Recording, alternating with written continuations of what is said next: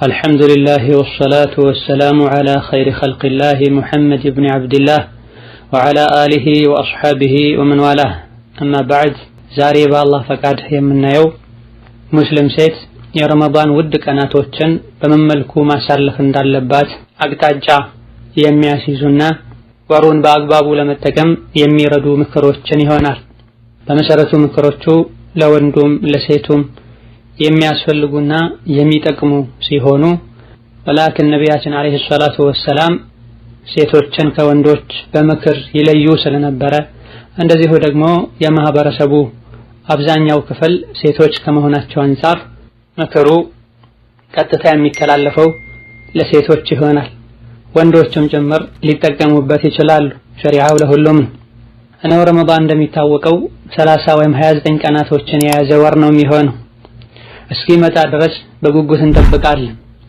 በጣም ግን የሚያሳዝነው ወሩ ከገባ በኋላ ምንም ሳናቀው ይገባደዳል። በጉጉት ስንጠብቀውና ብዙ ነገር ስናስብ ስንዘጋጅ እንዳልነበረው ብዙም ሳንጠቀምና ሳንለወጥ ወሩ ጥሎን ይሄዳል። ይህ ትልቅ የሆነ ከሳራ ነው። ይህ በጣም በርካታ ሙስሊሞች የረመዳንን ወር በአግባቡ አይጠቀሙም። በዲንም ይሁን በአዱንያ በማይጠቅሙ ነገር ጊዜያቸውን ያቃጥላሉ። ብዙዎቹ የመጀመሪያዎቹ ቀናቶች ላይ ጥረት ሲያደርጉ ጊዜያቸውን በአግባቡ ለመጠቀም ሲሞክሩ ቢታየም ከጊዜ በኋላ ግን ነሻጣቸው የሚቀንስበት ወኔያቸው የሚወርድበት ሁኔታ በሰፊው ይታያል። በኸይር ነገር ላይ አይሽቀዳደሙም።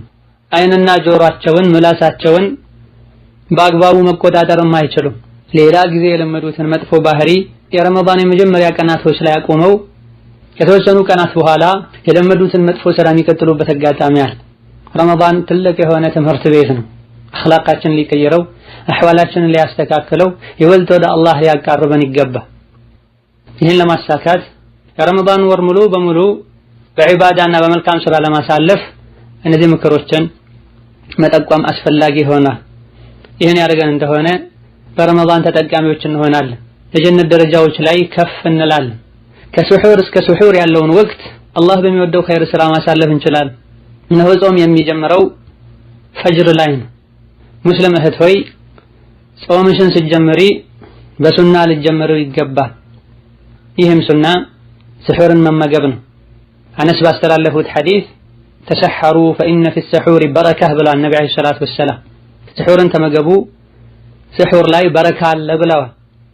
በዛ ወቅት ላይ የሚመገቡት ምግብ፣ በዛ ወቅት ላይ የሚጠጡት መጠጥ ትንሽም ቢሆን በረካ አለው፣ ለሰውነት ይጠቅማል፣ ኃይልና ጉልበት ይሆናል ማለት ሲሆን እንደዚሁ ደግሞ ለሱሑር የሚነሱበት ወቅት የተባረከ ወቅት ነው። በዛ ሰዓት ላይ ዱዓ ቢያደርጉ፣ ዚክር ቢሉ፣ ሶላቶችን ቢሰግዱ፣ ቁርአን ቢቀሩ ወቅቱ ጠባብ ሆኖ ዒባዳው ትንሽ እንኳ ቢሆን አላህ ዘንድ በረካ ያለው ዒባዳ ነው ማለት ነው።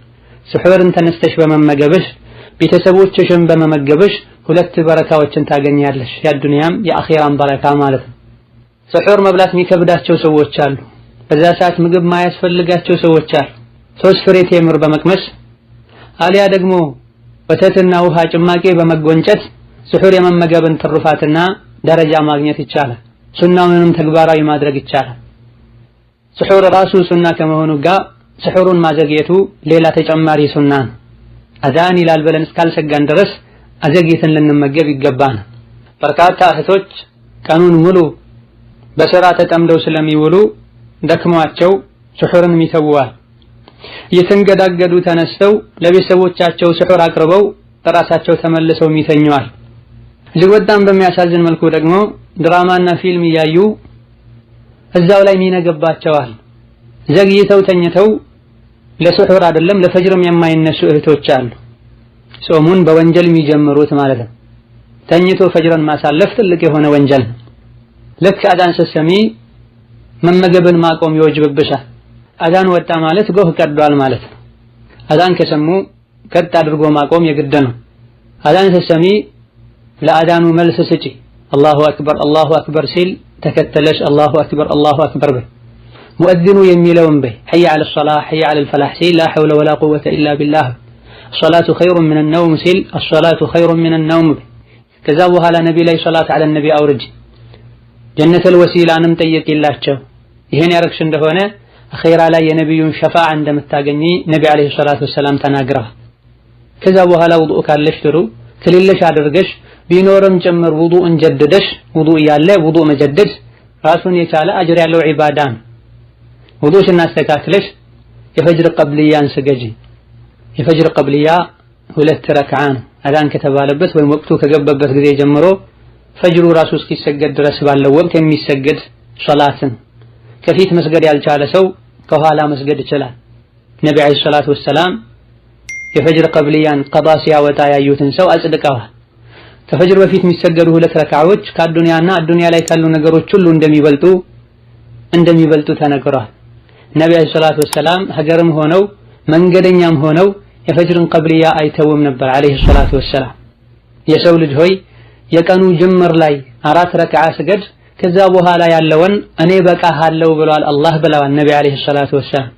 በርካታ ዑለሞች የቀኑ ጅምር ላይ 4 ረክዓ ስገድ ብለው ማለት የሱብሒ ሶላትና ከፊት የሚሰገዱ 2 ረክዓ ቀብልያዎች ናቸው ብለዋል። ጥቂቶች አዱሃ ሶላት ነው ብለዋል። ሁለቱንም ማድረግ አስፈላጊና ተገቢ ነው።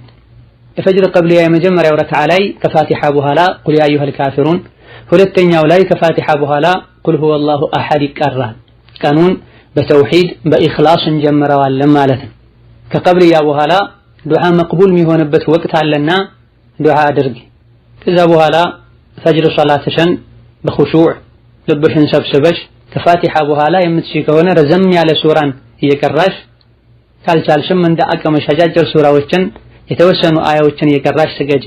ፈጅርን ከጨረስሽ በኋላ ከፈርዱ ሶላት በኋላ የሚባሉ አዝካሮችን በይ። 3 ጊዜ እስትግፋር ማድረግ اللهم انت السلام منك السلام تبارك يا ذا الجلال والإكرام ማለት اللهم اعني على ذكرك وشكرك وحسن عبادتك ማለት አያተል ኩርሲና ቁል አዑዙ ቢረቢል ፈለቅ ቢረቢን ናስ እንዲሁ ቁል ሁወላሁ አሐድ መቅራት። ፈጅርና መግሪብ ላይ ሲሆን ቁል አዑዙ ቢረቢል ፈለቅና ቁል አዑዙ ቢረቢን ናስን 3 ማድረግ። ቁል ሁወላሁ አሐድንም እንደዚሁ ሱብሃንአላህ አልሐምዱሊላህ አላሁ አክበር 33 ጊዜ ወይም ሱብሃንአላህ ለብቻው 33 አልሐምዱሊላህ ለብቻው 33 አላሁ አክበር ለብቻው 33 ጊዜ ብሎ የመጨረሻውን ላ ኢላሃ ኢለላህ ወህደሁ ላ ሸሪከ ለሁ ለሁል ሙልኩ ወለሁል ሐምዱ ወሁወ ዐላ ኩሊ ሸይኢን ቀዲር ይባላል። እንደዚሁ ከፈጅር በኋላና ከመግሪብ በኋላ 10 ጊዜ ላ ኢላሃ ኢለላህ ወህደሁ ላ ሸሪከ ለሁ ለሁል ሙልኩ ወለሁል ሐምዱ ወሁወ ዐላ ኩሊ ሸይኢን ቀዲር ማለት ከፍተኛ አጅር እንዳለው ነብዩ ሰለላሁ ዐለይሂ ወሰለም ተናግረዋል። ጠዋትና ማታ ምሽትና ንጋት ላይ 10 ጊዜ ቁል ሁወላሁ አሐድን የቀራ ሰው ጀነት ላይ ቤቶች እንደሚሰሩለት በሐዲስ በበርካታ የሱሐቦችና የታቢዒዎች አተር ተነግሯል። እጅግ በጣም ብዙ አዝካሮች አሉ። የተንገዳገዱ ሰግደው በግራ በኩል እንዳሰላመቱ እዛው የሚጋደሙ አሉ። ጋፍል ልንሆን አይገባም። ይሄ ሁሌ ባህሪያችን መለያችን ሊሆን አይገባም። የፈጅር ዚክርን ከጨረስሽ በኋላ የንጋት ዚክሮች አሉ። በዛው አስከተለሽ ልትያቸው ይገባል። ይሄን ማድረግ ከሸይጣን መከላከያ ይሆንሻል። ከብዙ ሸሮችና አደጋዎች ይጠብቅሻል። ሌሊቱን በማላ ያኒ ያሳለፉ አይደለም ከሶላተል ፈጅር በኋላ ቁጭ ብለው ዚክር ሊሉ ቀርቶ ፈጅርንም በአግባቡ አይሰግዱ። ቀን ላይ በወንጀል የዋለ ሰው የማታ አዳሩ መጥፎ ይሆናል። የሌሊት አዳሩ መጥፎ የሆነ ሰው የቀኑ ጅምር ላይ ንጋት ላይም ሐሉ መጥፎ ነው ሊሆን የሚችለው። ወቅቶች የተያያዙ ናቸው።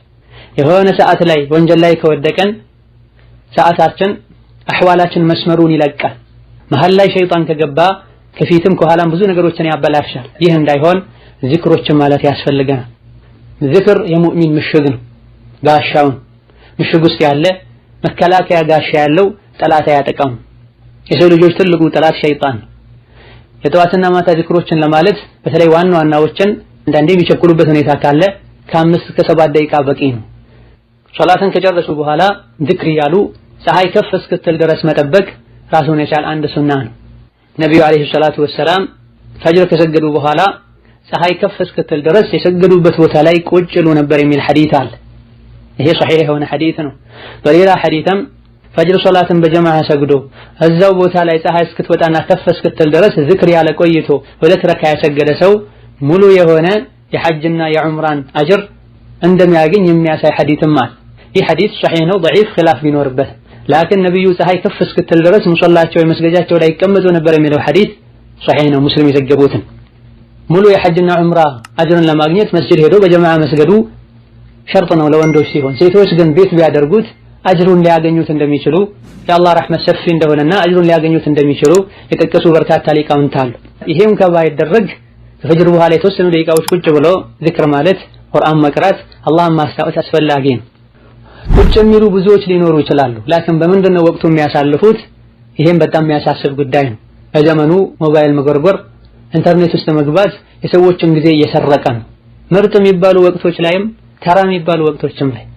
ስለዚህ ወቅትሽን ቁርአን በመቅራት ዚክር በማለት ቁርአን መቅራት ማትሺ ከሆነ ቁርአን በማድመጥ የሚጠቅሙ መጽሐፍትን በማንበብ ልታሳልፍ ይገባል። ዚክር ምንም የማይጠይቅ ነገር ግን ትልቅ ደረጃን የሚያሰጥ ዒባዳ ነው። ሀብታም ነው ደሃ፣ ወንድ ነው ሴት፣ ስራ ላይ ነው ወይስ ክፍት ነው የማይል የዒባዳ አይነት ወርቅና ብርን ከመስጠት ዚክር እንደሚበልጥ ነቢያችን ሰለላሁ ዐለይሂ ወሰለም የተናገሩበት አጋጣሚም አለ። እዚህ በጣም በርካታ የተመረጡ ዚክሮች አሉ። እነዚህን ልታቂና ልጠብቂያቸው ይገባል። ሱብሃንአላሂ ወቢሐምዲሂ 100 ጊዜ ያለ ሰው ወንጀሉ ይራገፍለታል። አላህ ዘንድ ውድ የሆኑ ሚዛንን ከፍ የሚያደርጉ ለመላስ ቀላል የሆኑ ዚክሮች አሉ። ሱብሃንአላሂ ወቢሐምዲሂ ሱብሃንአላሂል ዐዚም ማለት እንችላለን። ሱብሃንአላህ ሱብሃንአላህ ሱብሃንአላህ ማለት እንችላለን። ረጅሙና ትልቁን የተውሂዱን ቃል 100 ጊዜ ደጋገምሽ እንደሆነ ደግሞ የምታገኙ አጅር እጅጉኑ የላቀና ከፍ ያለ። ቡኻሪና ሙስሊም ከአቡ ሁረይራ ባስተላለፉት ሐዲስ ነብዩ አለይሂ ሰላቱ ወሰላም ላ ኢላሃ ኢለላሁ ወህደሁ ላ ሸሪከ ለሁ ለሁል ሙልኩ ወለሁል ሐምድ ወሁወ ዐላ ኩሊ ሸይኢን ቀዲር 100 ጊዜ በቀን ውስጥ ያለ ሰው 10 ባሪያ ነፃ እንዳወጣ ይቆጠርለታል። 100 አጅር ሐሰና አላህ ይሰጠዋል። 100 ወንጀል ወይም ሰይአን ይሰርዝለታል። ቀኑን ሙሉ ከሸይጣን ይጠበቃል። የእሱን አይነት መልካም ሥራ ይዞ የሚቀርብ ማንም አይኖርም ምናልባት እሱ ካለው ተጨማሪና የበለጠን ዚክር ያለ ሰው ካልሆነ በስተቀር። وهكذا لا حول ولا قوة إلا بالله ያለን እንደሆነ የጀነት ካዝናን እንደምናገኝ ነብይ ተናግረዋል። ነው ሙስሊም ጊዜውን ከሚያሳልፍበት ነገር ሁሉ በላጩና ይበልጥ አላህ ዘንድ ተወዳጁ ዚክር ነው። አላህን ማውሳት፣ አላህን ማጥራትን፣ እስትግፋር ማድረግ፣ ዱዓ ማብዛትን አላህ ዘንድ ተወዳጅ ንግግር 4 ቃላቶች ናቸው ብለዋል ነብይ። ሱብሃንአላሂ ወልሐምዱሊላሂ ወላ ኢላሃ ኢለላህ ወላሁ አክበር ናቸው ብለዋል። አልባቂያቱ ሷሊሓቱ ኸይር የሚለውን በእነዚህ ቃላቶች ተፈስሯል። ከልጆች አዱንያ ላይ ካሉ ጌጣጌጦች ሱብሃንአላህ ወልሐምዱሊላህ ወላ ኢላሃ ኢለላህ ወላሁ አክበር የሚሉ ቃላቶች ይበልጣሉ፣ ይሻላሉ ማለት ነው። ሌሎችንም የዚክር አይነቶችን ልታበዢ ይገባል። ፀሐይ ከፍ ብላ ረካዓቴን ከሰገድሽ በኋላ ማታ ላይ ካልተኛሽ ማረፍና መተኛት ትችያለሽ። ማታ በቂ እንቅልፍ አገኝተሽ ከሆነ ያለ ምክንያት አስፈላጊ ሳይሆን ከፈጅር በኋላ መተኛት ወይም የቀኑ ጅምር ላይ መተኛት አይመከርም። ወላኪን ማታ በቂ እንቅልፍ ያላገኘ ሰው እስከዚህ ሰዓት ከቆየ በኋላ ቢተኛ ችግር የለም። የተኛውም ሰዓት ላይ ሲተኙ የእንቅልፍን ዝክር ማለት በሱና መተኛት አስፈላጊ ነው። ረመዳን የእንቅልፍ ወር አይደለም፣ እንቅልፍ ልትቀንሽ ይገባል። የማይተኛ ሰው ደግሞ ወቅቱን አላህ ተባረከ ወተዓላ በሚወደው ነገር ሊያሳልፍ ይገባል። ይህ ሰዓት ብዙ ሰዎች የሚተኙበት፣ ሌሎች ደግሞ በሥራ የሚጠመዱበት ወቅት ነው፣ የገፍላ ወቅት ነው። የገፍላ ወቅት ላይ ዒባዳ ማድረግ ልዩ አጅር አለው። ላኪን ይህን ሰዓት አላህ በሚጠላው በማይጠቅም ነገር ማሳለፍ በተለይ ረመዳን ላይ አደጋው የከፋ ነው። ስለዚህ ይህን ሰዓት ቁርአን በመቅራት ውዱእ አሳድሶ አብዱሃን በመስገድ ልታሳልፍ ይገባል። ቁርአን መሐፈዝ፣ ሙራጃዓ ማድረግ፣ የዕልም ክታቦችን ማንበብና ካሴቶችን ማድመጥ የሚቻልበትም ሰፊ ወቅት ነው። የተኙ ሰዎችም እስከ ዙህር ያለውን ጊዜ ሙሉ በሙሉ በእንቅልፍ ላይ ያሳልፉት አይገባም። የተኙትም ይሁን ያልተኙት ረፋድ ሰዓት ላይ ተነስተው አብዱሃን ሊሰግዱ ይገባል። እነሆ ነቢያችን ሰለላሁ ዐለይሂ ወሰለም በርካታ ሱሐቦችን አብዱሃን እንዲሰግዱ መክረዋል። አብዱሃ ዝቅተኛው 2 ረክዓ ነው። ከፍተኛው ገደብ የለውም። ዐለ ራጂህ የተወሰኑ ዑለሞች 8 ረክዓ ነው ቢሉ አብዱሃን መስገድ የሰውነታችን መገጣጠሚያዎች ዘካቸው ነው። በሰውነታችን መገጣጠሚያ ልክ ሰደቃ መስጠት ይጠበቅብናል። ይሄን ማድረግ ለሁሉም ሰው ላይሳካለት ይችላል። አብዱሃን መስገድ ግን ይሄን ይክሳል፣ ወደ አላህ ያቃርባል። አብዱሃ ላይ የፈለጉትን ሱራ መቅራት ይችላል። የተገደበ ራሱን የቻለ የለው። ሲሰግዱ ሲቀሩ ልብን መሰብሰብ ያስፈልጋል። አብዱሃ የሚጀምረው ፀሐይ ከፍ ካለችበት ጊዜ ጀምሮ ሲሆን ለዙህር 20 አካባቢ ደቂቃ ሲቀረው ወቅቱ ያበቃል። በዚህ መሃል አብዱሃን ልትሰግጂ አብዱሃ ሶላት እንደተጠናቀቀ የሚባል ዚክር አለ። ይሄን ዚክር ልታደርጊ ይገባል። ረቢ እግፊር ሊ ወርሐምኒ ወቱብ ዐለየ ኢነከ አንተ ተዋቡ ረሒም 100 ጊዜ ይባላል። ረቢ እግፊር ሊ ወርሐምኒ ወቱብ ዐለየ ኢነከ አንተ ተዋቡ ረሒም። ሰዎች በገፈሉበት ወቅት ላይ የተወሰኑት በተኙበት የተወሰኑት በዱንያ በተጠመዱበት ወቅት ላይ አኺራን አስታውሶ አላህን አስታውሶ 2 ረክዓ 4 ረክዓ 8 ረክዓ የቻሉትን ያክል ሰግዶ ቁጭ ብሎ 100 ጊዜ ይሄን ዝክር ማለት አላህ ዘንድ ትልቅ ደረጃን ያሰጣል፣ ወንጀልን ያራግፋል። ከዛ በኋላ የዙህር ወቅት ይደርሳል። ውዱእን አስተካክሎ አሊያ ጀድዶ ዙህርን ተዘጋጅቶ መጠበቅ ያስፈልጋል። አዛን ሲሰማ ከሙአዚኑ ጋር ሙአዚኑ የሚለውን አብሮ ማለት ከዛ በኋላ ቅድም እንደተጠቀሰው አዝካሮችን ዱዓዎችን ማድረግ ያስፈልጋል። የሚቸኩሉበት ሁኔታም ጋር ቢኖር የዙህር ወቅት ሳይገባና አዛን ሳይወጣ ሶላትን አስቀድሞ መስገድ አይቻልም። በስራ የተጠመዱ አሊያ ከቤት የሚወጡበት ሁኔታ የገጠማቸው እህቶች ባለማወቅ የዙህር ወቅቱ ሳይገባ የሚሰግዱበት አጋጣሚ አለ። ኢነ ሶላተ ካነት ዐለል ሙእሚኒነ ኪታበን መውቁታ ተብሏል። ማዘግየት እንደማይቻለው ሁሉ ማስቀደምም አይቻል።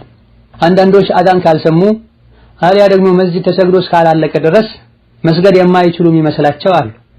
አዛኑ ከዘገየ አሊያ ደግሞ ማብራት ጠፍቶ ድምፅ ማይሰማ ከሆነ እኛ የዙህር ወቅት መግባቱን እርግጠኛ የምንሆንበት መንገድ ካለ ሰዓት ካለን ካላንደር ካለ መስገድ ይቻላል። መስጂድ አዛን ከተባለ በኋላ የመስጂዱ ሶላት ሳያልቅ እቤት ውስጥ መስገድ ማይችሉ የሚመስላቸው በርካታ እህቶችም አሉ። በአንድ ወቅት 2 ሶላት መስገድ አይቻልም የሚባለው ጀማዓ ለሚወጅብባቸው ሰዎችን በመስጂድ ውስጥ ነው። አማ ጀማዓ ማይወጅብባቸው ሰዎች የሶላት ወቅት እንደገባ መግባቱን እርግጠኛ ከሆኑ አዛኑን ከባይሰማ መስገድ ይችላሉ። ለጥንቃቄ አዛን መጠበቅ ነው። አዛን እንደሰሙ ወይም የሶላቱ ወቅት መግባቱ እንዳረጋገጡ ከዙህር በፊት 4 ረክዓ ይሰገዳል። ነብዩ ያደርጉ እንደነበር ስገዱ ብለው እንደተናገሩት በቀን ውስጥ ከፈርዱ ሶላት ውጪ ከፈርዶች በፊትና በኋላ 12 ረክዓ ሶላት ጠብቆ የሰገደ ጀነት ላይ ቤት እንደሚሰራለት ነብዩ ተናግረዋል አለይሂ ሰላቱ ወሰላም። እነዚህ ከፈጅር በፊት 2 ከዙህር በፊት 4 እና ከኋላ 2 ከመግሪብ በኋላ 2 ከዒሻ በኋላ 2 ናቸው። ይህ እንዳለ ሆኖ በሌላ ሐዲሶች ከዙህር በኋላ 4 መስገድ እንደሚቻልም ተነግሯል። ስለዚህ ከዙህር በፊት 4 ረክዓ ሰግደሽ በአዛንና በኢቃም መሃል ዱዓ አድርገሽ ከዛ በኋላ ዙህርን በኹሹዕ በጡማኒና መስገድ ይጠበቅብሻል። ከዙህር በኋላ ከፈለግሽ 2 ረክዓ ከፈለግሽ 4 ረክዓ ባዕድያ መስገድ ትችያለሽ። ድንገት የሚያስቸኩል ነገር ካለ ዙህር እንደሰገዱ ያ የሚያስቸኩለውን ነገር አድርጎ ባዕድያውን ኋላ ላይ ቢሰግዱ ችግር የለውም። በተለይ ስራ የሚበዛባቸው እህቶች ከዙህር እንዳሰላመቱ ወዲያውኑ ባዕድያን ካልሰገዱ በኋላ መስገድ ማይቻል ይመስላቸዋል። የዐስር ወቅት እስኪገባ ድረስ ያለው ወቅት በሙሉ ባዕድያ መስገድ የሚቻልበት ወቅት ነው። በላጩ ግን አማራጭ ካለ ፈርዱን ካሰላመቱ በኋላ ዝክር ጨርሶ ወዲያውኑ መስገድ። ለዙህርም ይሁን ለየትኞቹም ሶላቶች ሴት ልጅ ኢቃምም ይሁን አዛን ብትል ድምጿን ሳታወጣ ምንም ችግር የለም። አብዱላህ ብን ዑመር ረዲየላሁ ዐንሁ አርዳህ የረሱል ሱሐቢ ተጠይቀው ሴት አዛን ኢቃም ማለት እንደምትችል ተጠይቀው ዝክር አትበሉ ብዬ ከለክላለሁ እንዴ ብለዋል። ከሱሐባ ሴቶችም አዛን ኢቃም ይሉ እንደነበረ የተነገረላቸው ሴቶች አሉ። ከፈለገች ሴት ልጅ ብትል ችግር የለውም። እንደ ወንድ የጠበቀ ሱና ነው ዋጅብ ነው አይባል። ብትልም ችግር የለውም ባትልም ችግር የለውም። ሴት ግን አዛን አትልም ኢቃም አትልም ብሎ እንደ ወንጀል መቁጠር ተገቢ አይደለም። ወላኪን ድምጿን ወንድ ባለበት ድምጿን ጮክ አድርጋ ልትል የፊትና ሰበብ ልትሆን ግን አይገባም። ሆኖም ያለ አዛን ያለ ኢቃም ብትሰግድ ችግር የለውም። አዛን ብትል ኢቃም ብትል ዚክር ነው ሊከለከል አይገባም። ዙህርና ሱናውን ሰግዳ ካጠናቀቀች በኋላ ሌላ የሚያስቸኩል ጉዳይ ከሌላት ቁጭ ብላ የተወሰነ ቁርአን ልትቀራ ይገባል። ረመዳን የቁርአን ወር ነው። ራሱን የቻለ የቁርአን ሰዓት ሊኖረን ይገባል። ከሶላቶች በፊትና በኋላም ለተወሰኑ ደቂቃዎች ቁርአን ልንቀራ ይገባል። ከሶላት ፊትና ኋላ ብቻ 2 ወረቀት አንዳንድ ወረቀት እየቀሩ ቁርአንን ማክተም የሚቻልበት ሁኔታ አለ። ሌላው ቋሚው የቁርአን ሰዓት እንዳለ ሆኖ ማለት ነው።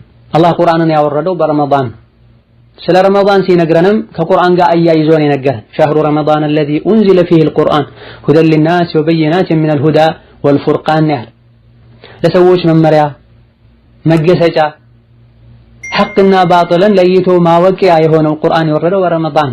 ረመዳንና ቁርአን የተሳሰሩ ናቸው። የጾመ ሰው ሁሉ ሊቀራ ይገባል። መቅራት የማይችል ሰው የሚችላቸው አጫጭር ሱራዎችን የደጋገመ ሊውል ይገባል።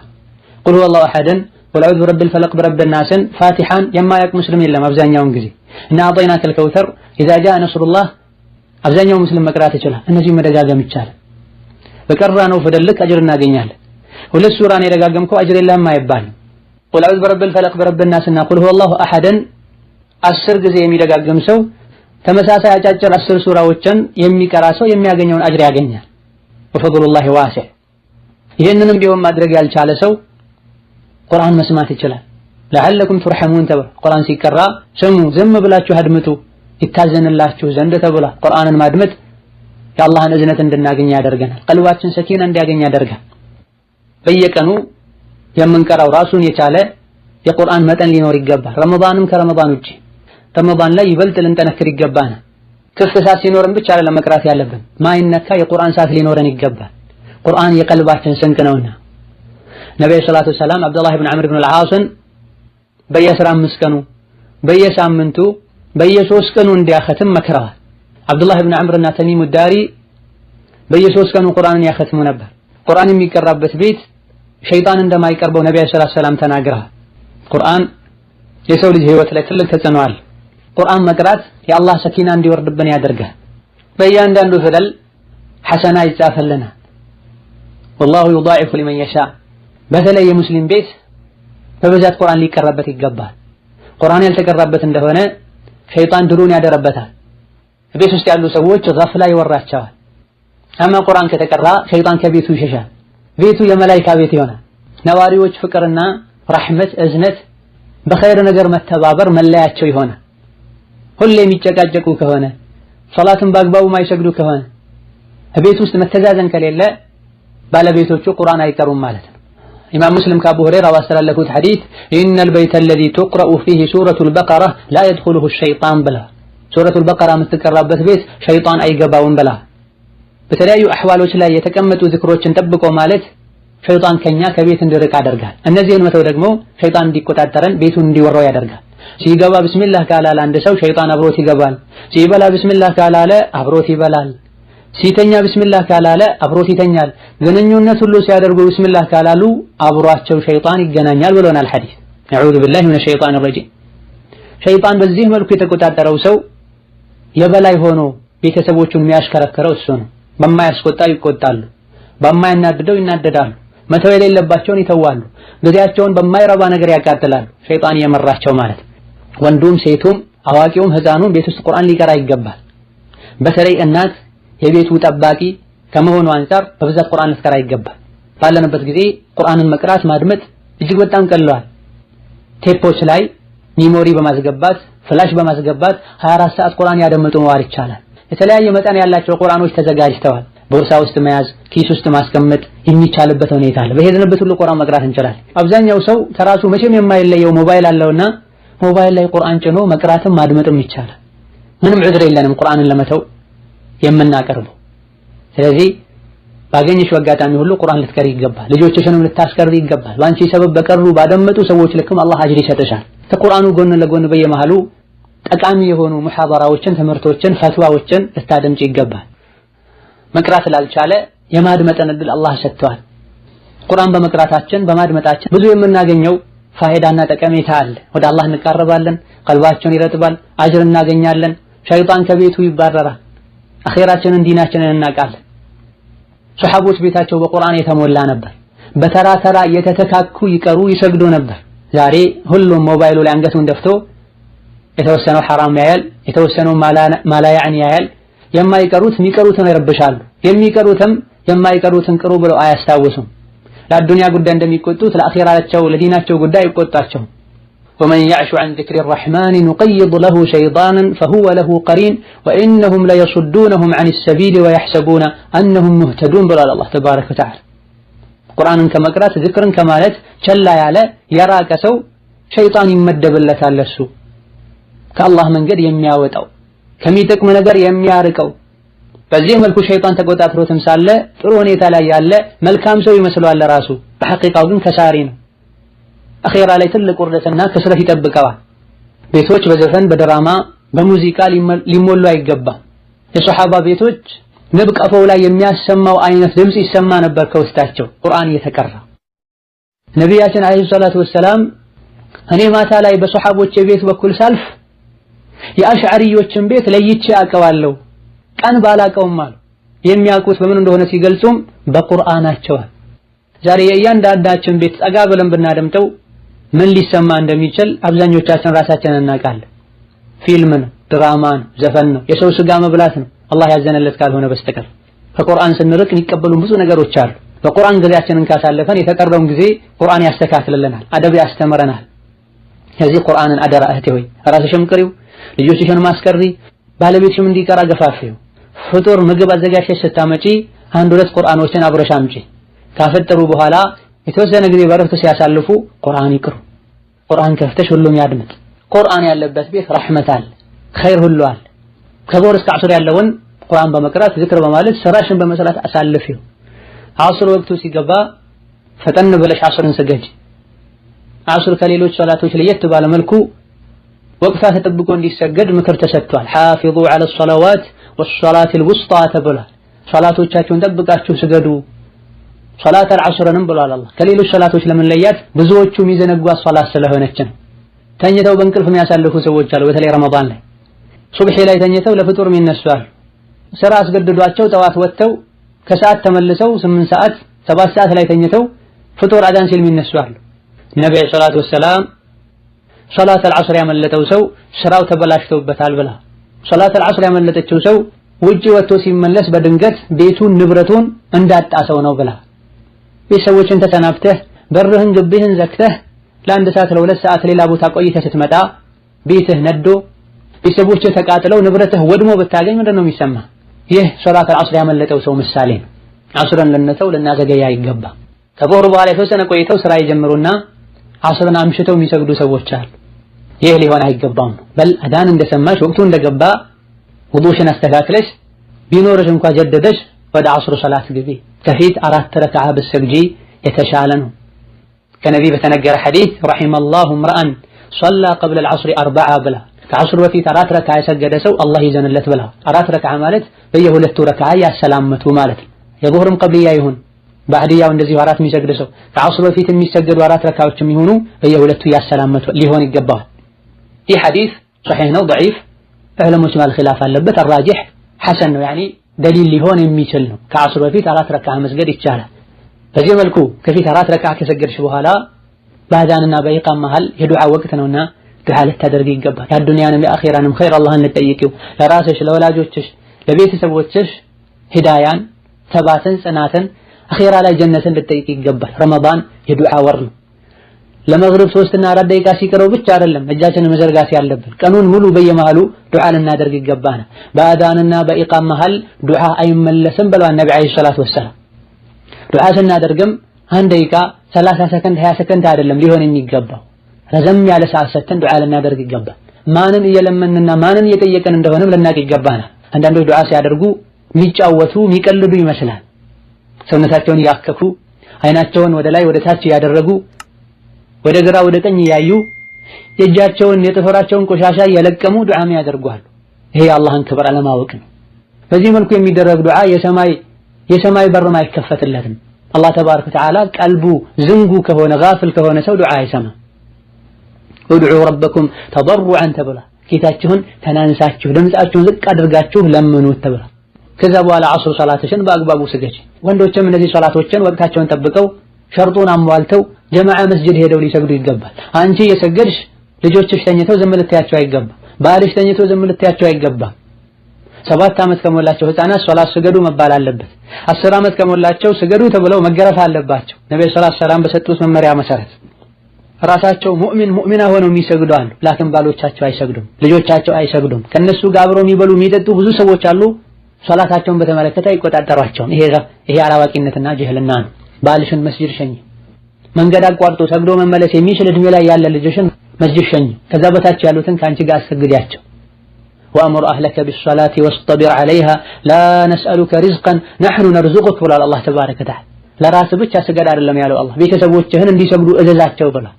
ባል የቤተሰብ ኃላፊ የሆነ ወንዱም እንደዚሁ ለራሱ የሰገደ ልጆቹን ሚስቱን ዘር ብሎ የማያያል። ለሶላት ስትወጣ ቤተሰቦችህን ስገዱ ብለህ መውጣት አለብህ።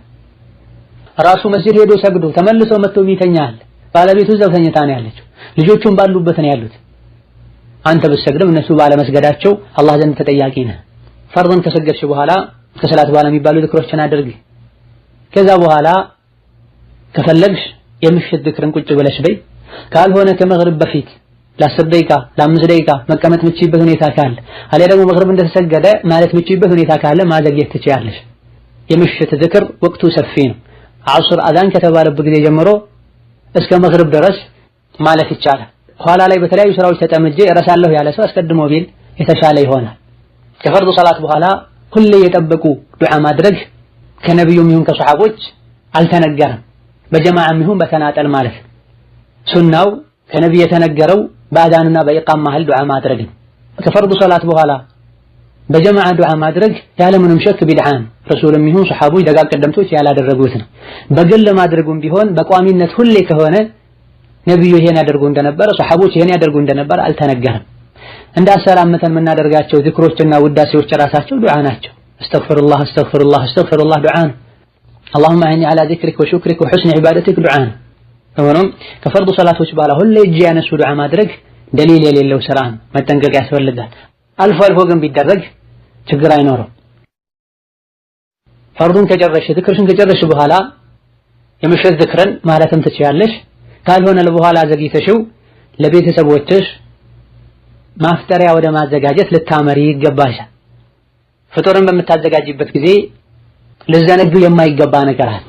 ይኸውም ቤተሰቦችሽን በማስፈጠርሽ ትልቅ አጅር እንደምታገኚ ልታቂና ንያ ልታደርጊ ይገባል። ጾመኛን መኻደም ትልቅ አጅር አለው። በአንቺ ምግብ ያፈጠሩ ሰዎችን አይነት አጅር አላህ ይሰጥሻል። ረሕመቱ ሰፊ ነው። ፍጡርን በምታዘጋጅበት ጊዜ ኢስራፍ ከማድረግ መጠንቀቅ ይኖርብሻል። ብሉ ጠጡ፣ አታባክኑ፣ አላህ አባካኞችን አይወድም ብሎናል በተከበረው ቃሉ። እንደዚሁ ደግሞ አማና ሊኖርሽ ይገባል። ባልሽ ለፍቶ ደክሞ የሚያመጣውን ጥንቃቄ በጎደለው መልኩ ልታባክኛ አይገባም።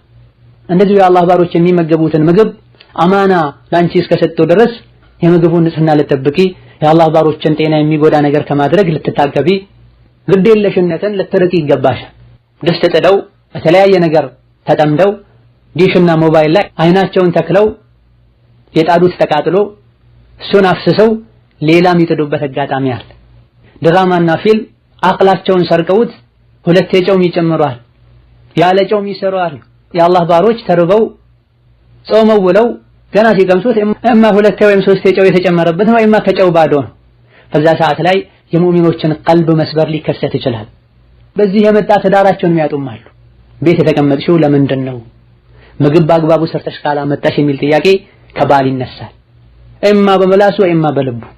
ይህ እንዳይከሰት አማና ልትጠብቂ ጥንቃቄ ልታደርጊ ይገባል። ባለትዳር ከሆንሽና ለቤተሰቦችሽ ከሆነ ይሄን ህሌናሽ አስገድዶሽ ልታደርጊው ትችያለሽ። ሰራተኛ እንኳን ቢሆኑ አንድን ነገር ከያዙ አሳምሮ ሲሰሩት አላህ ይወዳል። ደሞዝ የምትቀበዩ ስራ ሰርተሽ ከሆነ ስሩ የተባልሽውን ስራ ኃላፊነትሽን በአግባቡ ልትወጪ ይገባል። ኢኽላስ ሊኖርሽ ይገባል በሁሉም ነገር። ሰዎች አያዩኝም ብለው ጥንቃቄ በጎደለው መልኩ የሰዎችን ጤንነት የሚጎዳን ስራ ይሰራሉ። በቆሻሻ ውሃ ምግብ የሚሰሩ፣ ባልታጠቡ እቃዎች ላይ ምግብ የሚያስቀምጡ ኢላ ገይሪ ዛሊክ። ነብዩ ሰለላሁ ዐለይሂ ወሰለም ላ ضرر ولا ضرار ብላ ራስንም ይሁን ሌሎችን የሚጎዳ ነገር ማድረግ አይቻልም ብላ ከዚህ ሁሉ አልፈው ሰዎችን እንደሚጎዳ እርግጠኛ የሆኑበትን ነገር የሚያደርጓል። አሰሪዎቻቸው ስለሚያሰቃዩቸው ስለሚጎዷቸው ይሄ ተገቢ አይደለም። የበደለንን ሰው መበደል ወይም አጠፋ መመለስ በዲኑ በተወሰነ መልኩ ቢፈቀድም በልኩ ሊሆን ይገባል። ንዴታቸው ከልክ አልፎ የበደሏቸው ሰዎች የሚበሉት ምግብ ላይ ቆሻሻ ነገር የሚጨምሩ ሰዎች አሉ። ይሄ ሐራም ነው ያለ ምንም ሸክ። የመታንን ሰው ብንመታ፣ የተሳደበንን ሰው ብንሰደብ በመሰረቱ ችግር የለው። አፍ ማለቱ የተሻለ ነው። የበደለንን አይነት በደል ነው እንጂ ልናደርግ የሚገባው ቋሚ ጉዳትና ችግርን የሚያስከትል እርምጃ መውሰድ የተከለከለ ነው። አማና ሊኖር ይገባል። ጥንቃቄ ልታደርግ ይገባታል። ሙስሊም ሴት ልጅ በምትሰራው ስራ ኢኽላስና አማና ሊኖራት ይገባል። እስላም የነዛፋ የንጽህና ዲን ነው። ምግብ አሰራሯ ላይ ንጽህናን ልትጠብቅ ይገባታል። ኢስራፍ አድርጋ አላህን ከማስቆጣትም ይሁን ባሏን ከመጉዳት የቤተሰብ ኃላፊውን አባወራውን ከመጉዳት ልትጠነቀቅ ይገባታል። ከሚበላው በላይ ማዘጋጀት የለባት። አንሶ ቤተሰብ እንዲራብም ማድረግ የለባት። ምግቧ የጣፈጠ ንጽህናውን የጠበቀ ሆኖ ቤተሰቦቿ ሲበሉ የተደሰቱ እንደሆነ በዚህ ትልቅ አጅር ታገኛለች። ምግብን የሰራሽ ሳለም ምግብ ለመስራት የሚበቃውን ሰዓት ወስነሽ ልትጠቀሚ ይገባል። ከሚገባውና ከሚያስፈልገው በላይ ኩሽና ልታሳልፊ አይገባም። እጅግ በጣም ዘግይተሽ ገብተሽም ልትጨናነቂ በመቻኮል ምክንያት በክነት ሊከሰት አይገባም። ከዙህር ጀምሮ ኩሽና ገብተው እስከ መግሪብ እዛው የሚቆዩ የረመዳን ወርቃማ ሰዓቶችን ከእሳት ጋር አብረው የሚያቃጥሉ አሉ። ይሄ ተገቢ አይደል።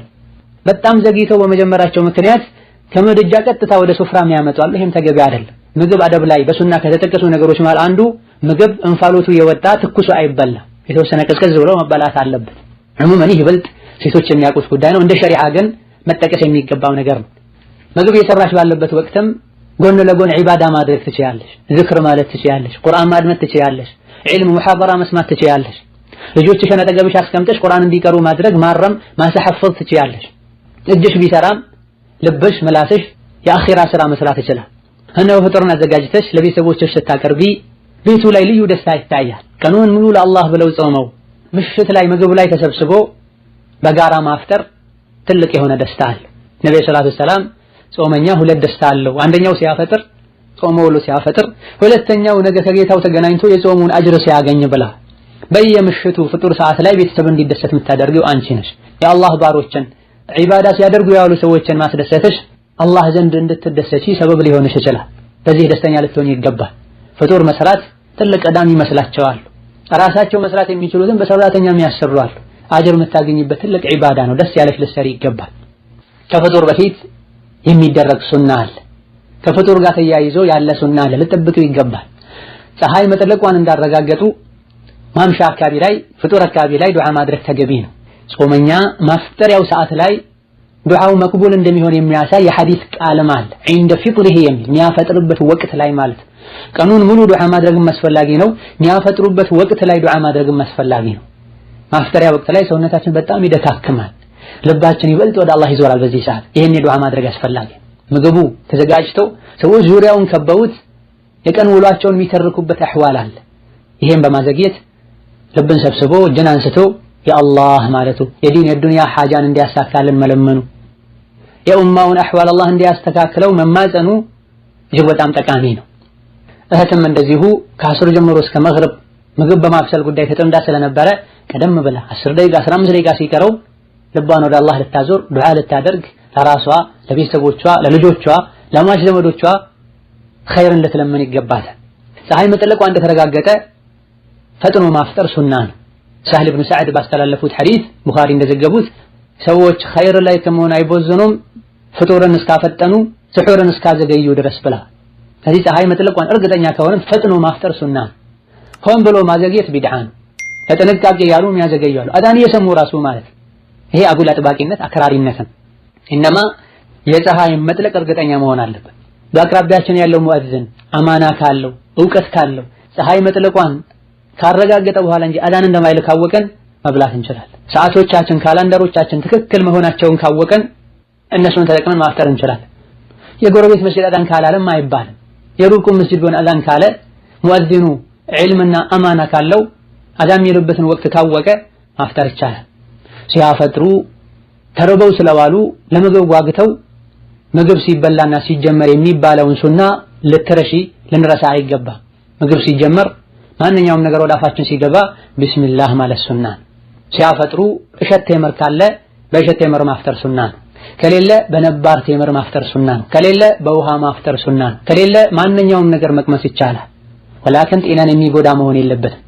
ተርቦ ደርቆ የዋለ አንጀታችን ወዲያውኑ ትኩስ ነገር ሲሰጠው አሊያ ደግሞ ከባድ የሆነና መፍጨቱ የሚከብደው ነገር ሲሰጠው ጥሩ አይደል። ዲን አልእስላም ጤናም ኢማንም ጭምር። ነብዩ ሰለላሁ ዐለይሂ ወሰለም የቀልብም የአካልም ሐኪም ነበሩ አለይሂ ሰላቱ ወሰለም። ጾሞ ለዋለ ሰውነት የሚበጀው ምግብ ቴምር ነው። ለሰላሳ ስለሆነ ውትር ሊደረግም ይገባዋል። 3 ወይም 5 ወይም 7 ሊሆን ይገባዋል። በዚህ መልኩ የተበላ እንደሆነ የግፊትና የስኳር ችግር ላለባቸው ሰዎች ሁሉ እንደማይጎዳ የጤና ባለሙያዎች የተናገሩ ነው። መጀመሪያ በቴምር ማፍጠር፣ ከዛ በኋላ ቀለል ያሉ ነገሮችን ሳያበዙ መቅመስ፣ ከዛ በኋላ ወደ ሶላት መሄድ ይጠበቅብናል። ቴምር 1-3 እንደጎረሱ ሙእዚኑ የሚለውን አብሮ ማለት ተገቢና አስፈላጊ ነው። እንደዚህ አይነት ወቅቶች ላይ የሚደረግ ዒባዳ ልዩ አጅር አለው አላህ ዘንድ። ሰዎች በሆነ ነገር ሲጠመዱ አላህን ሲረሱ ልባችን ወደ አላህ መዞሩ አላህን ማስታወሱ የኢማን ምልክት ነው። ሰዎች በገፈሉበት ሰዓት አየሩ ወደ ዒባዳ ሳይሆን ወደ ሌላ በሚስብበት ሰዓት አላህን አስታውሱ አኺራን አስታውሱ ዒባዳ ማድረግ እጥፍ ድርብ የሆነ አጅርን ያሰጣል። ስለዚህ ያፈጠሩ አዛንን ሊረሱ የአዛንን መመለሱና ሊረሱ አይገባም። የቀረበውን በሙሉ ደግሞ ከሶላተል መግሪብ በፊት ጨርሼ ካልበላሁ ሊሉ አይገባም አፍጣሪዎች።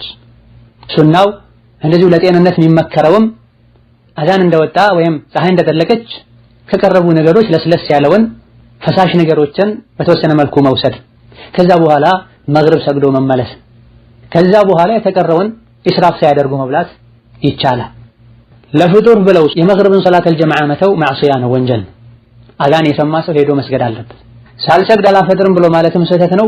ጠግቤ ሳልበላ አልሰግድም ማለትም ስህተት ነው። ነብያችን ሰለላሁ ዐለይሂ ወሰለም ተግባራዊ የሆነ ሱና አላቸው። ይሄንን ናቅ ልንከተል ይገባናል። መጀመሪያ ከሶላት በፊት በቴምርና በመሰል ነገሮች ያፈጥሩ ነበር፣ ውሃ ወተት ይጠጡ ነበር። ከዛ በኋላ መግሪብ በጀማዓ አሰግደው ከተመለሱ በኋላ እንደ ራስ ያለን የቀረበላቸውን ነገር ይቀምሱ ነበር። ይሄ ነው የኛም ሱና ሊሆን የሚገባው። ረመዳን ነው፣ ጾም ነው፣ አላህ ዋጅብ አያደርግብንም ይላል። አዛን ከሰማህ ዋጅብ ነው ሄደህ ስገድ። እህትም ምግብ ስታቀርብ ይሄን ሱና ተግባራዊ ለማድረግ የሚረዳ አቀራረብ ማቅረብ አለባት። ሁሉንም ምግብ አንድ ላይ ማምጣት የለባትም። በተለይ ባሏ ቤተሰቦቿ ኢማናቸው ደካማ ከሆነ ለጊዜው ብቻ የሚበቃን ነገር አቅርበሽ ሰግደው ሲመጡ የተቀረውን ልታቀርብ ይገባል። ኸይር ነገር ላይ ልትገፋፊያቸው ይገባል።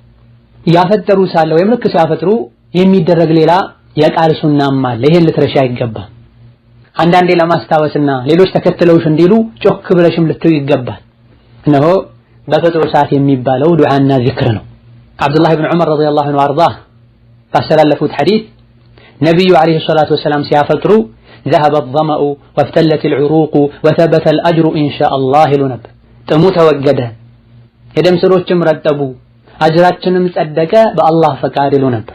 ይህ ዝክር አንዳንዴ ልክ ሊያፈጥሩ ሲሉ ተምሩን ውሃውን ወደ አፍ ስናስጠጋ ልንለው እንችላለን። ሌላ ጊዜ የተወሰነ ካፈጠረን በኋላ መሃል ላይ ልንለው እንችላለን። ሌላ ጊዜ ደግሞ የመጀመሪያውን ፍጡር እንደጨረሰን ልንለው እንችላለን። ሶስቱም እንደሚቻል የዲን ልካውን ትገልጻ። ረሃቡ ለምግብ መጓጓቱ ቢስሚላህ ማለቱን ይሄን ዝክር ማለቱን ሊያስረሳን አይገባም። እንደዚሁ ደግሞ ምንጊዜም የምንለው ከበላና ከጠጣም በኋላ የምናደርገው የዝክር አይነት አለ። አልሐምዱሊላህ الذي أطعمني وسقاني وجعلني من المسلمين ልንል ይገባናል። ወንዶች ለጀማዓ መስጂድ ሲሄዱ አንቺ ቤት ውስጥ ልጆችሽን ይዘሽ በወቅቱ በአግባቡ ልትሰግጂ ይገባል። ከዛ በኋላ ከሶላት በኋላ የሚባሉ ዝክሮችን ልትይ ይገባል። ከዛ የመግሪብን ራቲባ ባዕድያ ሰግደሽ ከመግሪብ እስከ ኢሻ ያለውን ጊዜ ምግብ በመብላት ከቤተሰብ ጋር የሚጠቅሙ ነጥቦችን አንስቶ በመወያየት የዕልም የሙሐደራ ካሴቶችን በማድመጥ ስለ ዲን በመጠያየቅ ልታሳልፉት ይገባል። ከመግሪብ እስከ ኢሻ ያለው 40 ደቂቃ 30 ደቂቃ በማላ ያኒ ሊያልፍ አይገባም። ሁሉም ስልኩን የጎረጎረ አሊያ ደግሞ ዘመን ያመጣውን ሙሲባ ፊልምና ድራማን እያዩ ሊያሳልፉት አይገባም። ሙስሊም በዚህ መልኩ የሚያቃጥለው ወቅት የለው። ወቅቱ ወርቅ ነው፣ ከወርቅም በላይ ነው። መስጂድ በአቅራቢያ ከሆነ ያለው የተወሰነ መልኩ ወንዶች ቤት ቢያርፉ ችግር አይኖረው። መስጂዱ ራቅ የሚል ከሆነ ፈጠን ብሎ ወደ መስጂድ ሊሄዱ ይገባል። እህትም ወንዶችን አዘጋጅታ ለሶላት ልሸኝ ይገባታል። ከመግሪብ እስከ ኢሻ ያለው ወቅት ላይ ቢያንስ በቀላሉ አንድ ጁዝ ተኩል መቅራት የምትችይበት አጋጣሚ ነው። ረመዳን የቁርአን ወር ነው ብለናል። ቀኑን ሙሉ ስትሰሪ ስለዋልሽ ሊደክምሽ ይችላል። ከፍጡሩ ጋር ቁርአን ይዘሽ ቅረቢ። በልተሽ እንደጨረሽ አንድ ጥግ ይዘሽ ቁርአን ቅሪ፣ ዝክር በይ፣ ዱዓ አድርጊ። ለቤተሰቦችሽ ጠቃሚ የሆኑ መጽሐፎች ካሉ አንብቢ። የሰማሽው ዒልም ሙሐደራ ካለ መልእክቱን አስተላልፊላቸው። ልጆችሽን አደብ አስተምሪያቸው፣ ዝክር አስተምሪያቸው። ሁሌ ደግሞ ለብቻችሁ አታፍጥሩ። አንዳንዴ ሰዎችን አስፈጥሩ። ጎረቤትን፣ ዘመድን፣ ጓደኛን እየጠራችሁ አስፈጥሩ።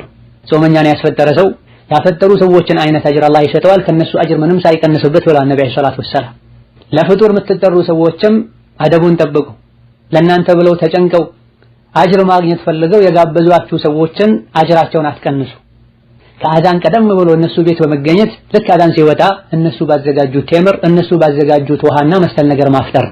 መንገድ ላይ ውሃ ቴምር ቀምሶ የመጣ ሰው የጋበዘው ሰው ቤት አፍጥሯል አይባል፣ ምግብ በልቷል ነው የሚባል።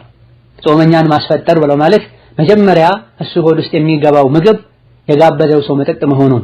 ስለዚህ ለፍጡር ከተጋበዘን ቀደም ብለን ልንሄድ ይገባል። የሶላት አልዒሻ ወቅት ሲገባ ከሙአዚኑ ጋር መልስ ስጪ። ሙአዚን አዛን እያለ ሌላ ወሬ ማውራት አደብ አይደለም። አንዳንድ ደረጃቸው ሐሰን በሆኑ ሐዲሶች ሙአዚን አዛን ሲል ዝም በሉ ተብሏል። ነብዩ ሰለላሁ ዐለይሂ ወሰለም ሙአዚኑ አዛን ሲል ሚለውን በሉ፣ ከዛ በኋላ ለኔ ወሲላን ጠይቁ፣ ጀነትን ጠይቁልኝ ብላ። ይሄን ያደረገ የቂያም ቀን ሸፋዓን ያገኛል ብላ። አዛን ሲል ሁሉም ጸጥ ሊል ይገባዋል። አንዳንዶች መልሱ ነው እንጂ የተባለው ለሙአዚኑ መልስ ስጡ ነው እንጂ የተባለው ጸጥ በሉ አልተባለም ይላል። ሌላ ጸጥ እንድንል የሚያዝ ሐዲስም አለ፣ ጸጥ ልንል ይገባል። ሌሎች ጠብቀው ሰደቀል ሐቅ የሚሉ አሉ። በቋሚነት ይሄ ማለት ደሊል የለውም፣ ቢድዓ ነው። የዒሻን አዛን እንደሰማሽ ወደ ሶላት አምሪ። ሶላት አልዒሻን በኹሹዕ በጡማኒና ስገጂ። ውዱእ ቢኖርም ውዱእ መጀደድ ከተሻለ አስፈላጊ ነው። ሶላት አልዒሻ እንደተጠናቀቀ ባዕድያውን ስገጂ ከዒሻ በኋላ ቋሚ ባዕድያ አለ። ከዛ በኋላ ሶላት ተራዊህ ነው። ወንዶች መስጂድ ሄደው በጀማዓ ተራዊህን መስገድ ሱና ይሆንላቸዋል። በጥቅሉ ሶላት ተራዊህን መስገድ ነብዩ በንግግራቸው በተግባራቸው ያጸደቁት ጉዳይ ነው። ቡኻሪና ሙስሊም ባስተላለፉት ሐዲስ ነብዩ ሰለላሁ ዐለይሂ ወሰለም መን ቃመ ረመዳን ኢማናን ወህቲሳበን ጉፊረ ለሁ ማ ተቀደመ ሚን ዘንቢሂ ብላ ረመዳን ላይ ያለው ትልቁ ዒባዳ ጾም ቢሆንም ከጾም ጋር ተያይዞ የሚሰሩ በርካታ ዒባዶች አሉ። ቁርአን መቅራት፣ ዱዓ ማድረግ፣ ዝክር ማብዛት፣ ሰደቃ መስጠት፣ ጾመኛ ማስፈጠር ሌላው የረመዳን ዒባዳ አይነት። ረመዳንን አላህ ግዴታ እንዳደረገበት አምኖና አጅርን ከጌታው ብቻ ፈልጉ ለይስሙልኝ ሳይሆን ረመዳንን የረመዳን ሌሊቶችን የሰገደ ሰው ያለፈውን ወንጀሉን አላህ ይመራዋል ብላ። ለመሆኑም ወንዱም ሴቱም ተራዊህን ሊሰግድ ይገባል። ለወንዱ መስጂድ ሄዶ መስገዱ ሱና፣ ለሴት ግን በላጩ ቤት መስገዷን። ነብዩ ሰለላሁ ዐለይሂ ወሰለም ሴቶችን መስጂድ መሄድ አስከልክሏቸው ቤት መስገዳቸው ለነሱ የተሻለ ነው ብላ። ስለዚህ ሴት ልጅ ቤት ሆና ለብቻም ይሁን አብረዋት ካሉ እህቶቿ ጋር ልጆቿ ጋር ሶላት ተራዊህን መስገድ ይችላል። ሐፊዝ ከሆንሽ ቁርአን ሳትይዢ ቅሪ። ሐፊዝ ካልሆንሽ ቁርአን ይዘሽ መቅራት ትችያለሽ። ሩኩዕ ስጁድ ስታደርጊ ከፍ ያለ ቦታ ላይ ታስቀምጪ ይገባል። ወላኪን ቁርአን ይዞ የሚቀራ ሰው ሊጠነቀቅ የሚገባ ስህተት አለ። ቁርአኑን ለማስቀመጥ ብለው ጎንበስ ሊሉ አይገባም። ቁርአን ለማስቀመጥ ብለው ጎንበስ ያሉ እንደሆነ ይህ ጎንበስ ማለታቸው የሩኩዕን ያክል ዝቅ የሚያስብላቸው ከሆነ በአንድ ረክዓ 2 ሩኩዕ በማድረጋቸው ሶላታቸውን ማበላሸት ደረጃ ሊደርስ የሚችል ስህተት ነው። ስለዚህ አጠገባቸው ላይ በተራሶች ወይም በወንበር ከፍ አድርገው ሊያስቀምጡ ይገባቸዋል። ብብታቸው ላይ ከማድረግ መሬት ላይ ከመጣል ሊጠነቀቁ ይገባል። የቁርአንን ክብር ልንጠብቅ ይገባል።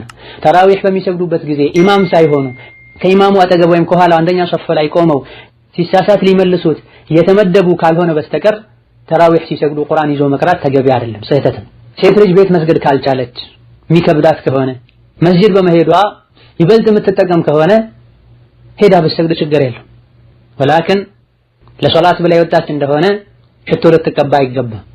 የጌጥ ልብሶችን ልትለብስ አይገባም። ልትፈትን ወይም ልትፈተን አይገባም። ቤተሰቦቿን ሳታስፈቅድ ልትወጣ አይገባም። ለተራዊህ ብላ ወጣ ልትሽከረከርና ልትዞር አይገባም። እነዚህ ነገሮች ከተሟሉ ሄዳ ብትሰግድ መልካም። ሄዳ በመስገዷ ቀልቧ ይበልጥ የሚጠቀም ከሆነ ወላኪን በላጩ ቤት መስገድ ነው። ከሪያም ይጠብቃል።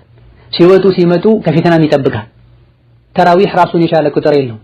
ከፈለግሽ 7 ረክዓ፣ ከፈለግሽ 5 ረክዓ፣ ከፈለግሽ 11 ረክዓ፣ ከፈለግሽ 13 ረክዓ፣ ከፈለግሽ 23 ረክዓ መስገድ ትችያለሽ። ከ11 መጨመር ቢድዓ ነው የሚለው አስተያየት ከቅርብ ጊዜ በኋላ የመጣ ነው። ሶላት ተራዊህን በጀማ የሰገደ ሰው ኢማሙ ሳይጨርስ ጥሎ ባሄድ የተሻለ ነው። ነብዩ ሰለላሁ ዐለይሂ ወሰለም ኢማሙ ሲጨርስ ድረስ ከሱ ጋር የቆየ ሰው ሌሊቱን በሙሉ ሲሰግድ እንዳደር ይቆጠርለታል ብለዋል። አንዳንድ ሰዎች ቸኩለው የሚወጡበት አጋጣሚ አለ። ሌሎች ደግሞ ቤት ውትር ሰግዳለሁ ብለው 10 እንድትሰገደ ወይም 20 እንድትሰገደ ጥለው የሚወጡ ሰዎች አሉ። በላጩ ከኢማሙ መጨረስ። ከዛ በኋላ ቤት ሲመለሱ የፈለጉትን ያክል 2 ረክዓ መስገድ ይችላሉ። ውትሩን ሳይደግሙ ማለት ነው። በአንድ ሌሊት 2 ውትር የለምና የሶላታቸው መጨረሻ ውትር አድርጎ ስለተባለ ውትር ሲቀር ትቼ እሄዳለሁ የሚሉ ሰዎች አሉ። አመቱን ሙሉ 11 ወር የሶላትህን መጨረሻ ውትር አድርገው ረመዳን ላይ ከኢማም ጋር እስከ መጨረሻ አብሮ መስገድ ልዩ አጅር እንዳለው ስለተነገረ ከኢማሙ ጋር ውትርን አስቀድሞ መስገድ ይቻላል፣ ይሻላል። ውትርን ከጨረሰን በኋላ የሚባል ዝክር አለ። ይሄን ዝክር ልትይ ይገባል። መስጂድ ሄደሽ በጀማዓም ስገጂ፣ ቤት ውስጥም በጀማዓ ስገጂ፣ ለብቻሽም ስገጂ መጨረሻ ውትር ሰግደን ስናሰላምት ሱብሃነል መሊክል ቁዱስ ሱብሃነል መሊክል ቁዱስ ሱብሃነል መሊክል ቁዱስ ረቡል መላኢከቲ ወሩህ ይባላል 3 ጊዜ። የመጨረሻው ላይ ድምጽ ጮክ ይደረጋል። ከተራዊህ ሶላት በኋላ የአላህ ባሮች አህዋል የተለያየ ይሆናል። የተወሰኑት አይናቸውን ሐራም ላይ በመትከል ወንጀል ያዩ ወንጀል እየሰሙ ያነጓሉ። የተወሰኑት በማይጠቅም በማይጎዳ ነገር ሌሊቱም ያሳልፋሉ። የተወሰኑት ተኝተው ያሳልፋሉ። የተወሰኑት ከመስጂድ መልስ ከተራዊህ መልስ ቁርአን እየቀሩ 2 ረክዓ እየሰገዱ ያነጓሉ። እነዚህ እድለኞች ናቸው። የሚተኙት ከሳሪም እድለኛም አይደሉ። ምናልባትም ለሚቀጥለው ቀን ዒባዳ ለመዘጋጀት ለመጠንከር ብለው ከሆነ አትራፊዎች ናቸው። በማይጠቅም በማይጎዳ ነገር የሚያሳልፉ አትራፊዎች አይደሉም፣ ወደ ከሳራ የተጠጉ ናቸው። ሰግደው ማትረፍ እየቻሉ ተኝተው ለነገ ዒባዳ መጠንከር እየቻሉ በማላ ማሳለፋቸው ወደ ከሳሪዎች ያስጠጋቸው። አማ ሐራምን ያዩ ሐራምን የሰሙ የሚያሳልፉ አደጋ ላይ ወድቀዋል። ቀን ላይ በመጾም ሰደቃ በመስጠት በመስገድ ያገኙትን የዒባዳ አጅር ለሸይጣን አሳልፈው ሰጥተዋል። ከሰሃቦች መሃል አንዱ በዲኑ የማይቻል አይነትን ሽያጭ መሸጡን እናታችን አይሻ ስትሰማ قد احبط جهاده مع رسول الله ብላ ረዲየላሁ ዐንሃ ከረሱል ጋር ያደረገውን ጂሃድ አጅሩን አውድሞታል አበላሽቶታል ብላ ቀኑን ሙሉ ሲጾም ውሎ ሲሰግድ ውሎ ሰደቃ ሲሰጥ ውሎ ማታ ላይ ወንጀልን ሲያይ የሚያደርሰው ወንጀልን ሲሰማ የሚያደርሰው እናታችን አይሻ ያሉት አደጋ እሱንም ሊመለከተው ይችላል። አንድ በዲኑ የተከለከለ የሽያጭ አይነትን ስለተጠቀመ ከረሱል ጋር ያደረገውን ጂሃድ አጅሩን አበላሽቷል ካሉ ምናልባትም የተሸራረፈ ጾም ጾመው ያሉ ሰዎች ማታ ላይ በወንጀል የሚያሳልፉ ከሆነ ፊልም በማየት ድራማ በማየት የተገላለጠች ሴትን በማየት የሰው ስጋን በመብላት ማሳለፍ ትልቅ አደጋ ነው። ስለዚህ ወይም ሐላል በሆነ መልኩ በተወሰነ መልኩ የተጫወቱ ቆይተው ሊተኙ ይገባል። አሊያ ደግሞ የተሻለው በላጩ በዚክር በቁርአን በዱዓ በሶላት ሊያሳልፉ ይገባል። ካልሆነ ሊተኙ ይገባል። በዱዓ በምንልበት ጊዜ ሀገራችን ላይ የተለያዩ አካባቢዎች ላይ በርካታ ሰዎች ከተራዊህ መልስ ተሰብስበው ጫት በመብላት መንዙማ በማለት የሚያሳልፉ ሰዎች አሉ። ይሄ ዒባዳ አይደለም፣ ከአላህ የሚያርቅ ነው። ዲን ላይ የተለጠፈ አዲስ ነገር። ነብዩ ከሰሃቦቻቸው ጋር ለ3 ወይም ለ4 ቀን ሶላተ ተራዊህ ሰግደዋል። ሶላተ ተራዊህን ከጨረሱ በኋላ ተሰብስበው መንዙማ ይሉ ነበር ወይ? አይሉም ነበር። በየሶላተ ተራዊሁ መሃል ላይ በጀማዓ እስትግፋር ዚክር ይሉ ነበር ወይ? አይሉም ነበር። ሶላትን እንደጨረሱ ዞር ብለው ተሰብስበው ግጥም እየገጠሙ ያዜሙ ነበር ወይ? አያደርጉም ነበር። ነብዩና ሰሃቦች ማያውቁት ነገር በሙሉ ጥመት ነው።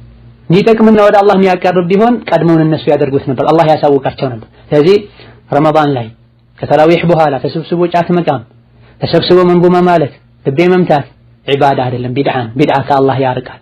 ዒባዳችን ተቀባይነት እንዳያገኝ ያደርጋል። ሴቶችም እንደዚህ በተለይ ሐሙስና ማክሰኞ ማታ እያሉ ጫት እየቃሙ ለየት ያለ ምግብ እየሰሩ ምናልባትም ጫት እየቃሙ በጀማዓ ዚክር ያሉ የሚያሳልፉበት አጋጣሚ አለ። ሶላት አለ ነቢ በጀማዓ ይባል። ሐሙስ ምሽት ለየት ባለ መልኩ ዒባዳ ማድረግ የለም፣ አይቻልም፣ ቢድዓ ነው። የሀገራችን ህዝቦች የሻፊዕያ መዝሀብ ነው የሚከተሉት። ከሻፊዕያ መዝሀብ የፍቅህ ክታቦች ማለት አንዱ የሆነው አቢ ሹጃህና ባፈድል ላይ ሐሙስ ምሽትን በዒባዳ ለየት ባለ ዒባዳ ማሳለፍ እንደሚጠላ ተናግረው። ቢድዓ ሁሌም የተወገዘ ነው። ረመዳን ላይ ይበልጥ ልንጠነቀቀው ይገባል። ስንጾም በሱና ስናፈጥር በሱና ነው። ለምን ማታ ላይ ቢድዓ እንሰራለን? ቢድዓ በሙሉ ጥመት ነው። ለዛ ሌሊቱን በዒባዳ በመልካም ስራ ልናሳልፍ ይገባል። ካልሆነ ልንተኛ ይገባል። ሌሊቱን በሙሉ ድራማ እያዩ ፊልም እያዩ የሚያሳልፉ አላህን ሊፈሩ ይገባቸው።